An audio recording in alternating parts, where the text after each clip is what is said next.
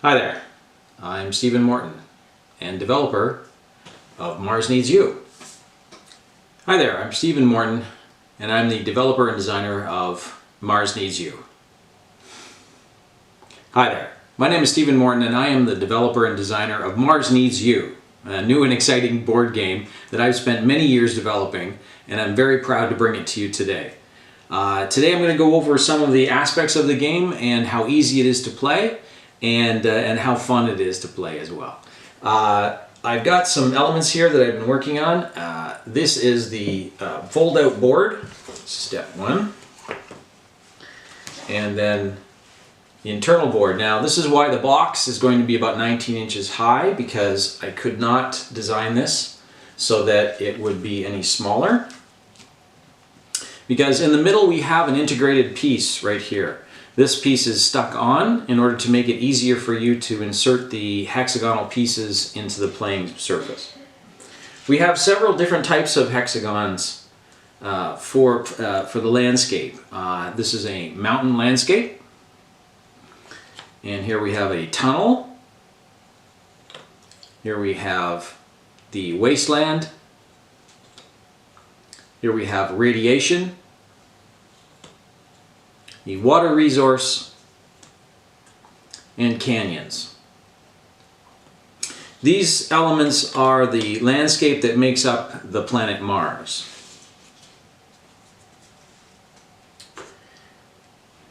There are further differences in the landscape in that there are two different types of colored backs.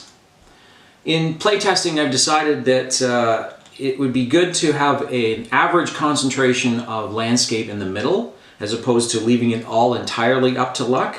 I started off with no designation in the middle, and I just found through playtesting that it was a lot more fun to be able to have the average landscape in the middle around the ice cap in the middle, which is one of the most important pieces on the board.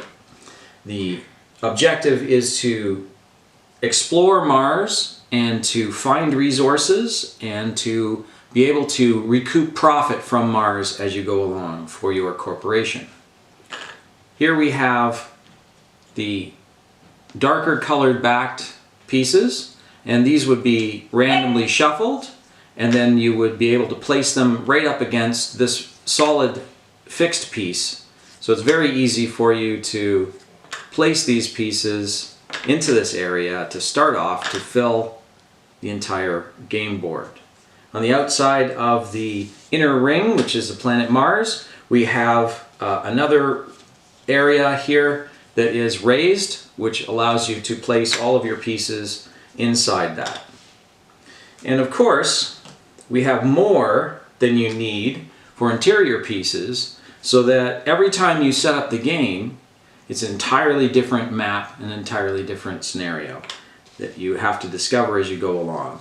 Afterwards, you have the entire map set up, and then you're ready to play the game. It takes about 5 minutes to set up the game pieces, and having everyone participate in shuffling them up and placing them in is a lot of fun. And with the magic of video,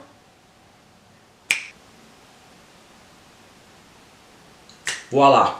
All of the tiles are set up now. And as you can see, we have the center section here and the outer section. This is a total of 84 tiles of different terrain, and it's been a lot of fun going through the process of deciding exactly what the terrain was.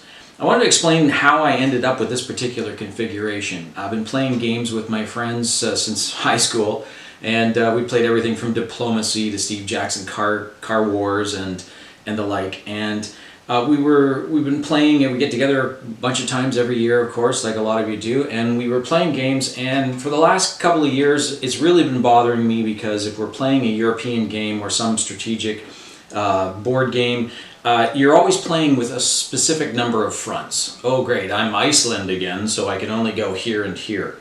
And so it was always in the back of my mind that I wanted to make my own game, and I wanted to make it so that it had a strategic objectives that were land-based or environmentally based, and then also to have moving fronts. So I came up with this idea that, you know what, would be best is if the The players were stationary in satellites, and the planet was moving underneath it. So this provided you with landscape that you could explore and have objectives to accomplish, but also that there would be a constantly changing front. And this is proven time and time again in playtesting to be a very interesting and fun element of this particular game. Okay, first, let's go over the basic gameplay, the objectives, and the resources that you have at your disposal. You are a representative of an Earth corporation, and your job is to squeeze as much profit out of Mars as you can and return it back to your Earth company. And the representative that returns the most profit back to Earth is the winner at the end of the game. You have certain resources that are at your disposal. Every player has their own satellite from which they launch their men down to the planet, their squishies and their crunchies. You have 10 squishies, called squishies because they're squishy. You have 10 crunchies that you can employ. They're called crunchies for obvious reasons. The squishies and the crunchies are 2 units that deploy from your satellite down onto the planet. The job basically of the squishies is to hold land for profit. The job of the crunchies is, of course, to explore and to defend. The game is broken up in a fiscal year. There are 8 fiscal years, and each year is broken up into 4 quarters. The first quarter being water supply, second quarter is movement, third quarter is combat, because we all like combat, and the fourth quarter is resupply units. After that, there is a fiscal year-end accounting where you count up the profit that you have managed to squeeze out of the planet and ship it back to Earth. You also have Mars Needs You cards, which are unique cards to the game that allow you to do something nice for yourself or hinder your opponents. These cards can be used at any particular time that they are available to be used. The quarter that they are able to be used is indicated at the bottom of each card.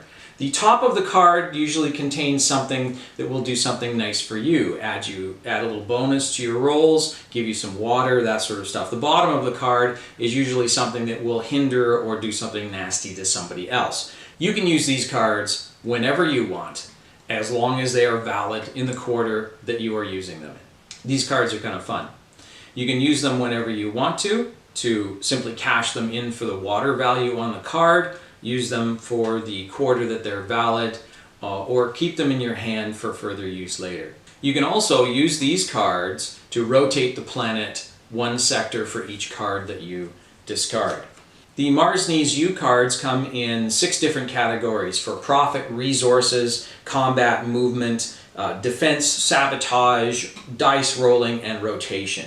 The other card that we have are the alien tech cards. Now these alien tech cards give you a bit of a bonus, as described on the card, things that will help you move faster or find water easier or increase your return on your profit levels. These cards are attained by not being involved in combat for a particular fiscal year, and at the end of the fiscal year you can pay some money and roll the dice. Let's take a look at the fiscal year quarters. The first quarter is for water supply. Your Earth Corporation is sending you water from Earth, but it's expensive for them to do that, and they expect you to maintain a profit and become self-sufficient as fast as possible. So that amount of water every year goes down and down and down. That water is considered to be in transit on its way to your satellite, and so every year that water goes into the in-transit place on the card. You simply roll 3d6 in order to transfer that amount of water. That is the amount of water that has made it to your satellite. You subtract that from the water in transit, move that amount over to your water reserve on your satellite, and the remainder of the water stays in transit. It's on its way to you and may or may not eventually get to you, but you have to roll to get it to your satellite water reserve. From your satellite water reserve, you can then utilize that water reserve to activate your squishies and your crunchies and place them upon the satellite that you start from. All of the men on the satellite are ready to go down to the planet to explore in the second quarter, which is called movement. One of the other aspects that I didn't like about game playing with my friends was, of course, the order of the turns that you take. It all depended on whose side you were sitting on. Oh, I don't want to be on the left side of Vance. Oh my gosh, I'm on the right side of Alan.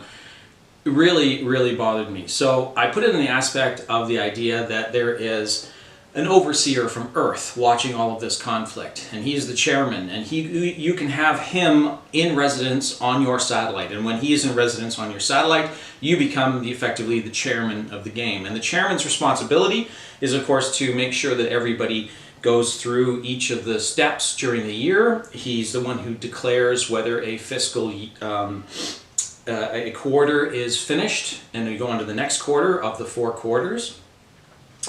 He is the one who decides who gets to go first. Now that's a very powerful thing. He can decide, therefore, whether he wants to go first, or he wants to go last, or he wants to go second or third. So you can see how that might be an advantage to you in a game where the strategy is watching others distribute their men or what objectives they're going for before you go. The chairman also determines the rotation of the planet. So as we go through the first quarter, which is basically receiving your water from Earth, getting it over to your actual satellite, using it to reconstitute your squishies and activate your crunchies, placing them on the satellite, then we get into the actual. The chairman declares the second quarter is active, and then certain things happen. The first thing is a bid for the chairmanship. Everybody can bid on the chairmanship. The bid opens at 2 water, and you can use any water from your water satellite reserve or by cashing in your Mars Needs You cards for the face value of the water on them in order to supply your bid. Highest bid wins the chairmanship, and from then on that particular player is the chairman until the next year's second quarter where we have a new bidding. The next thing that the chairman is responsible for is the storms. There are always 3 storms on the board to start off with. Each of these particular storm markers has a 1 through 6 on the hexagon, and in order to play them you roll the dice 3 times. The first die indicates whether that particular storm doubles or whether it dissipates. A roll of 1 will dissipate a storm, a roll of 6 will double it. The next roll is for the direction on the hexagon of the indicated by the numbers on the hexagon, and then the third roll is the distance. The storm then rolls damage against each of the players that it runs into as it goes along on its chosen path. Any new storms that appear by rolling a 6 will then stay dormant, and they will be moved next turn. If a storm should happen to pass off the edge of the board, it is removed. And if all 3 storms leave the board, if there are no storms on the board, then 3 more storms appear in the center hex, and they move first before they cause damage. So if you happen to be on the center ice hex, you don't have to worry about 3 new storms suddenly appearing over your head. If a player moves into a hexagon that already has a storm in it, they have to roll for the storm damage, thus making sure that they've survived moving into that particular storm hex. The chairman then rolls for the rotation of Mars. And this isn't necessarily a rotation to think of it this way, but it's basically the delay in months before movement is allowed to proceed by the chairman. So every month is 1 sector on the outside of the board here, and the die is rolled, and the particular roll allows the Mars to rotate by 1 sector for each dot on the dice. The odd sectors will line up your satellite with a sector line that does not connect to the planet. If a sector line does not connect to the planet, the men are not allowed to drop down to the planet unless you have a Mars Needs You card that allows that particular movement, which you could then use. So if you're holding a Mars Needs You card and you know that you are allowed to move your men down opposing sectors, then perhaps you want to make sure that nobody else can drop their men to the planet by making sure that it stays on an odd number instead of an even number in terms of the rotation. In order to effect that, you need to delay the launch by allowing Mars to travel one or more sectors. And for each Mars Needs You card that you discard, the Mars planet moves one more sector. When everyone has decided that they have discarded enough, or everyone runs out of cards, then that is where the planet is at that particular point in time.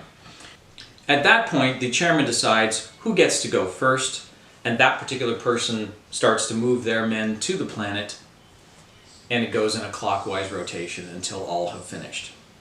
Next, let's get into movement, shall we?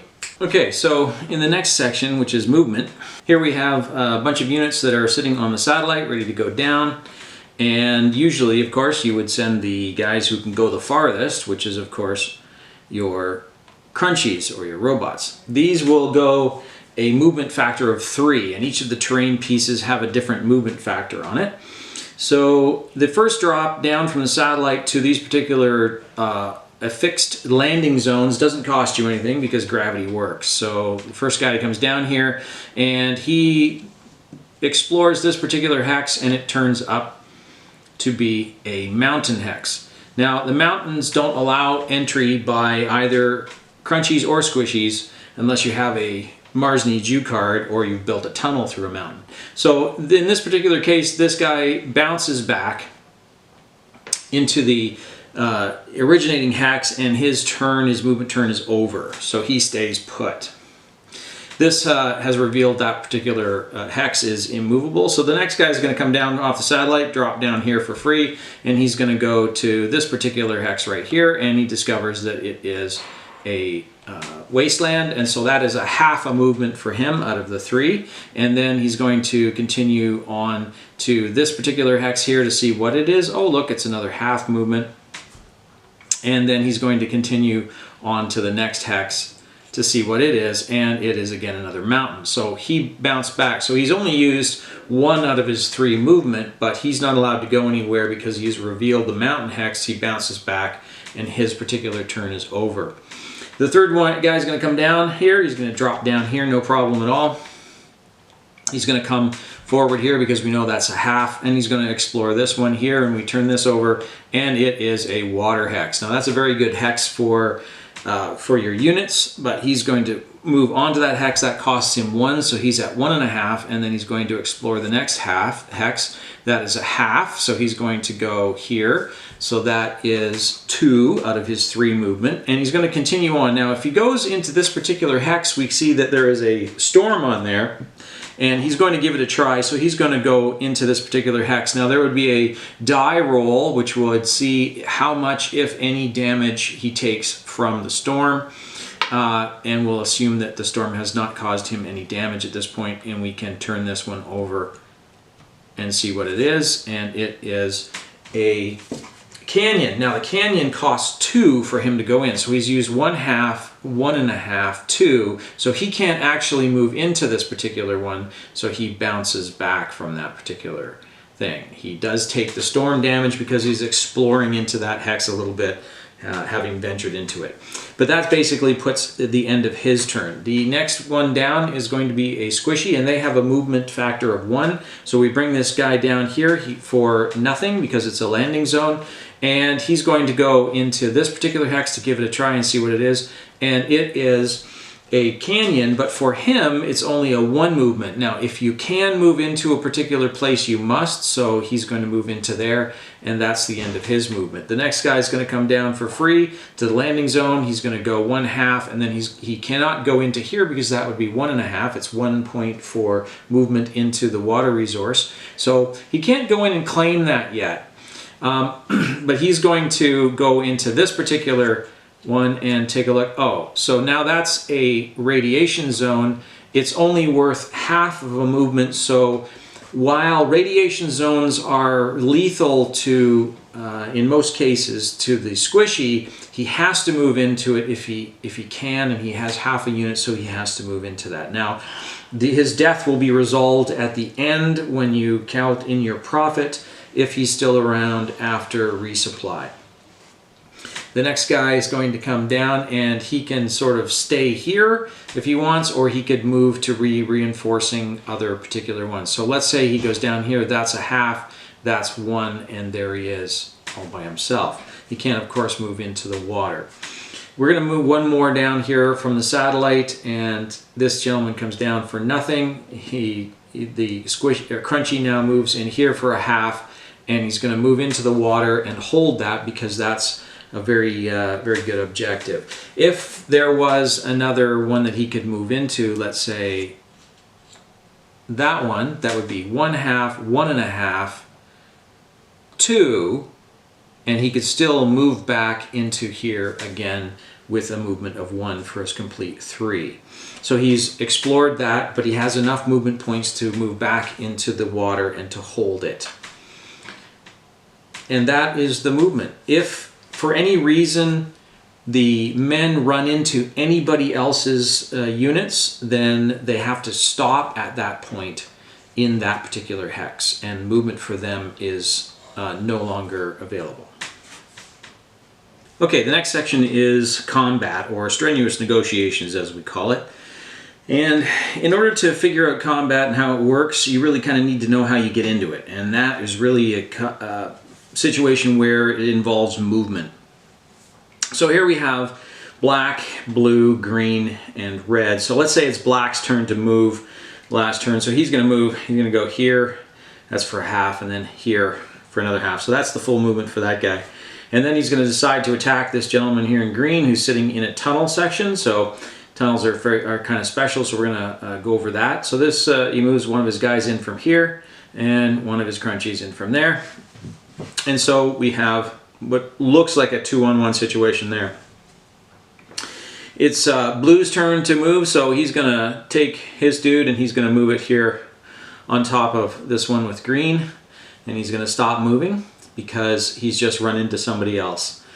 Here, red, it's red's turn, so red's going to also get in on this particular conflict by coming in on this particular hex, and then red is also going to move these guys who haven't been moved yet, and they're going to run into here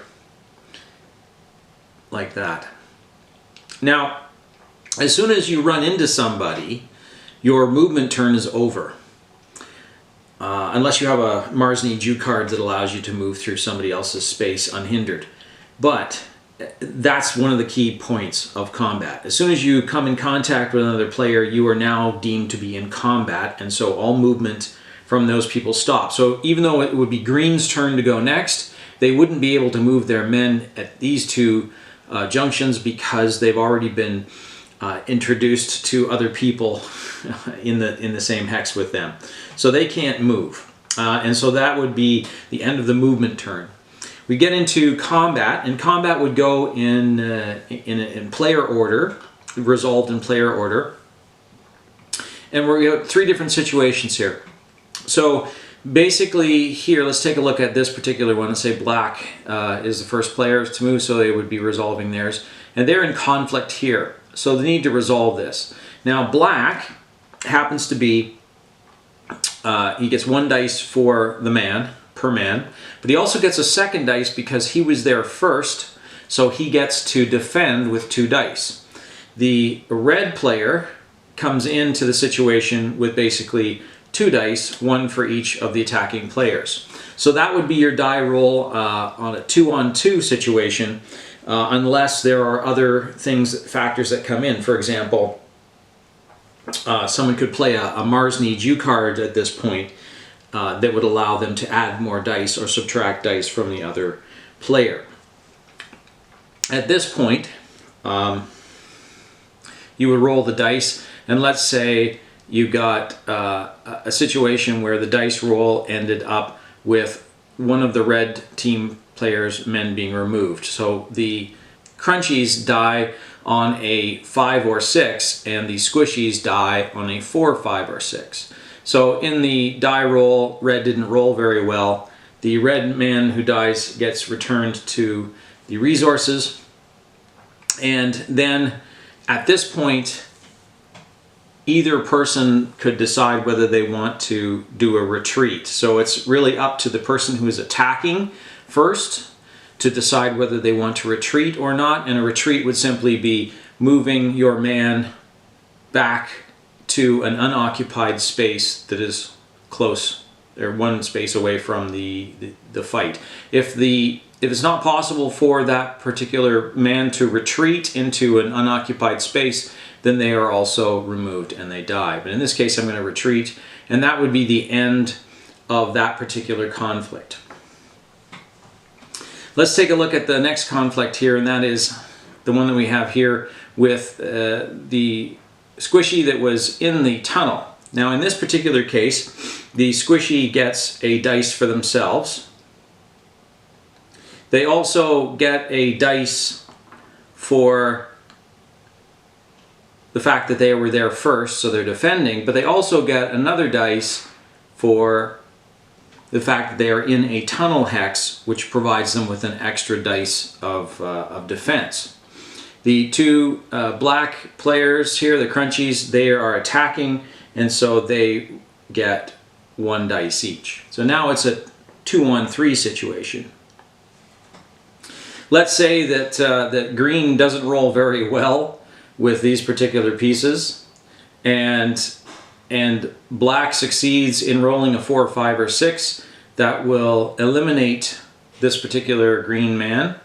And the squishy, because they're called squishy, upon dying also leaves behind a water. Anytime that there's combat and a squishy is involved and a squishy dies, then the squishy leaves behind 1 water. It doesn't matter how many squishy or die in a particular conflict, it only leaves 1 water. But that water can then be hoovered up by the black player, who gets to keep that into their satellite water reserve in order to be able to use it right away. So that particular situation has been resolved. Our last scenario here is where you have more than one particular player involved in the conflict, and this is where the chairmanship comes into play again. Having the chairmanship allows the chairman to decide who gets to fight first, which 2 opponents will be squared up against each other, even if the chairman happens to be one of the people involved in the conflict. They still get to decide who fights first. So let's say the green person, the green crunchy here, is a representative of the chairman in this particular round. Then the chairman could say, okay, I want these 2 guys to fight first and see what happens. And then at that point, they would roll to determine who lives and who dies. If there is 1 left, at that point, those 2 people then, and those 2 opponents again continue to fight until there is only 1 person left holding that particular piece. So chairman loses on that, on a roll, and there we are.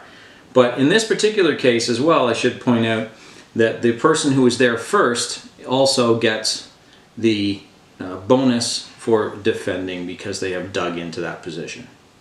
And that is basically how all of the combat works. With the Mars Needs You cards, the play can be influenced, such as this, which adds an extra dice to your combat for 1 conflict, or removes 1d6 from any player's combat roll for 1 roll of conflict. So the person involved in the conflict could be playing this, but then also some other player could be messing about and use this bottom part to influence a conflict that they're not actually in. As long as it is taking place, in this case, in the 3rd quarter, which is combat, this card is valid to play around and mess with the other players. Okay, in 4th quarter, we have the resupply of units. And right off the bat, if you happen to have what's called an alien tech card, you have to pay 1 water from your water satellite reserves to power that card. If you don't, then you lose that particular card. It's very important that you've managed your water resources so that you have enough water to resupply all of the units that are still here on the planet. If you have any units on a satellite, they don't need to be resupplied at all because they're considered to be, you know, drinking from the hose, basically. But those units that are on the planet need to be resupplied or they die. It's as simple as that. And before you count any kind of profit, you have to resupply them first. So if they're not around because you didn't resupply them, you're not going to get the profit. So let's take a look at the scenario here that we have. We have red, yellow, and green. If I take a look at red, I have 1 unit, 2, 3. So red requires to pay from their satellite water reserve 3 water tokens from there to the bank in order to resupply these, and when they pay that, that is considered resupplied. If they don't, they can simply decide not to resupply this, and if they only had, say, 2 waters, then they're resupplying these 2 guys because they count for profit, and perhaps they let this guy die. In this particular case, we have 1, 2, 3 yellow units, but 2 of those units happen to be standing knee-deep in water, so they don't need to be resupplied. So any units that happen to be on water do not need to be resupplied. So in this particular case, yellow only has to resupply 1 water unit from their satellite water reserve in order to sustain all of these 3 on the planet. And in this particular case, we have green, who has the maximum of 4 guys in any particular hex. So you can load up any hex with up to 4 of your units. In this particular case, let's imagine that green has other units on the board and they want to support them, but they don't have enough to support all of these units. So they're going to take a chance, and what they're going to do is they're going to render one of their units back into its component water in order to resupply the other remaining units in the hex. And in order to do that, you simply roll the dice, and on a roll of 1 to 3, this brave squishy here happily goes off to being rendered, and he is removed, and those 3 units in the remaining hex are considered resupplied, and they're fine. But on a roll of 4, 5, or 6, this particular unit doesn't believe that it's in its best interest to be squished back down into water, and it rebels and combat rolls against everybody else in the hex until it is either dead or everybody else in the hex is dead. As it's extremely motivated, it only dies on a roll of 6. So this would be 3 dice against 1 for that combat roll. But again, this gentleman here only dies on a 6. So if he manages to wipe everybody else out, he's a happy camper now. He's been resupplied and everything's good. He's back into your control. As soon as the others roll a 6, he is removed, and they still need to be resupplied. So that's the risk you run by rendering anybody into water. After all of the resupply is done in player order, then the chairman declares the fiscal year end. And at this particular point in time, the fiscal year end, then the players can simply simultaneously count up those areas that they are holding for profit. In this particular case, red would be holding 2 hexes for profit, so their profit level would be moved to 2, their satellite profit level. In this case, yellow would be at 3. Plus they would count another 2, 1 for each of the water hexes they are sitting on, for a total of 5.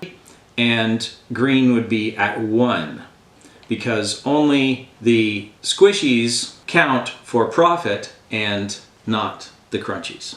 That satellite profit level is then transferred into your fiscal year-end Earth Company earnings, and that track continues to accrue or add from the satellite profit level on a year-to-year basis. So, and in the end, the victor is the one after 8 years who has provided their particular company with their greatest fiscal year Earth Company earnings.